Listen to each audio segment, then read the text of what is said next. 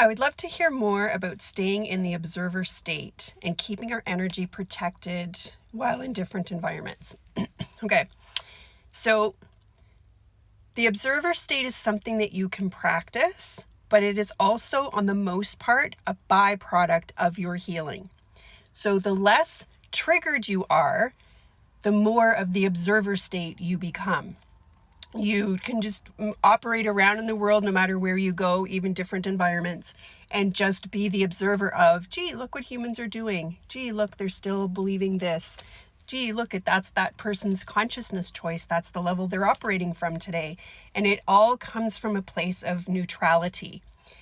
But the neutrality is what is birthed from within you because you have healed all of the core wounds and traumas that were running you prior to you being able to be the observer.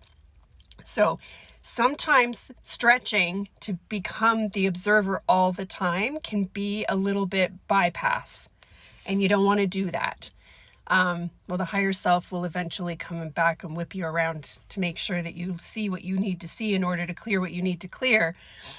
So it doesn't actually work, but you think that it's working temporarily. Reaching for the observer state all the time and making that a new practice because you know that that's the goal doesn't actually serve you. You are meant to go out into the world, into these different environments, and allow yourself to be triggered by your environments, because that is how the higher self is working with you in order to show you what it is within you that is still a distortion from your true self. So where you're reacting instead of responding, where you get triggered, where you're in judgment, how the triggers present for you, what your beliefs are about yourself and your perception of reality and others. All of those things are being purified and cleared and cleaned from inside of you.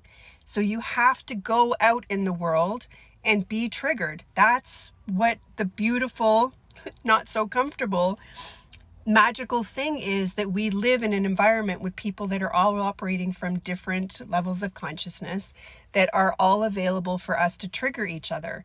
That's the walking each other home factor. A great number of the people that you feel you need to be protected from, or that you need to hold that observer state, will be the unawakened. And in my view, the unawakened are here to make sure that those of us that are on the ascension path get to where we need to be. So it's still a team effort. We all came in to play different roles. Be mindful that you're not stretching yourself into the observer state when you're not ready for that yet.